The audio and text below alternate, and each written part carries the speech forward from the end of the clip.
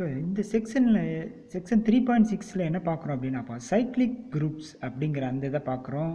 அப்போ அதில் சிம்பிள் எப்படி இருக்கும்? ஜி போட்டு சைடில் 2 ஏக்கு சைடில் போடணும். அப்போ அந்த உள்ள இதை வந்து ஜிங்கிறத குரூப்பும் ஏங்கிறத வந்து ஜெனரேட்டர் அப்படின்னு சொல்லுவாங்க. அப்போ it is a group generated by an element. ஒரு எலமெண்ட் ஏ இருந்தால் அதோட ஸ்கொயர் அதோட கியூப் அப்படியே மாறிக்கிட்டே போகும். அப்போ ஏ பவர் என் வந்தால் அது ஈன்னு வந்துடும். ஸோ அதனால் இது ஒரு cyclic sub group, cyclic group முதல்ல சொல்லிடுவோம். அப்போ ஆர்டர் ஆஃப் ஜி, அதாவது எத்தனை எலமெண்ட் இருக்குன்னா பவர் எத்தனை இருக்கோ அதான் வந்து ஆர்டர். அதே மாதிரி இதை ஏ டைப்லையும் போடலாம், இந்த 2 டைப்லையும் டிஃபைன் பண்ணலாம், பார்த்துக்கணும். சார் இந்த மாதிரி சொல்கிறீங்களே, ஏதாவது எக்ஸாம்பிள் சொல்லுங்கள் அப்படின்னு கேட்பாங்க. எக்ஸாம்பிள் தான்ப்பா நமக்கு கொடுத்துருக்குற டெஃபனிஷனை ஈஸியாக புரிய வைக்கும். ஸோ அப்போ அந்த டெஃபனிஷன் படி என்ன பார்த்தா, இந்த 2ன்னு போடுறாங்களா, 2 போட்டால் என்ன 2z அர்த்தம்.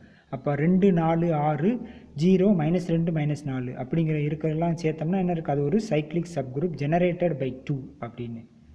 அப்புறம் ஜிங்கிறது Z12. இதை பற்றி நான் என்ன தெளிவாக சொல்லலை, ஃபஸ்ட் யூனிட்டில் கொஞ்சம் போல் இதை சொல்லியிருக்கேன். இதை அடுத்ததில் எக்ஸ்பிளைன் பண்ணுறேன்ப்பா.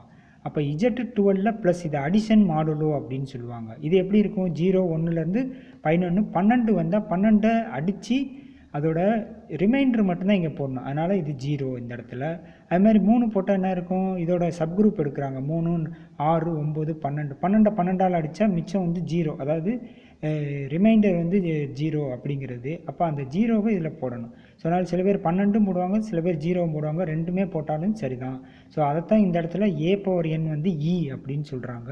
ஸோ அப்போ இந்த 2 எக்ஸாம்பிள் பற்றியும் நம்ம பார்த்துருக்கோம். எதை பெண்டிங் வச்சுருக்கேன் அப்படின்னாப்பா Z12 அதான் பெண்டிங் வச்சுருக்கேன்.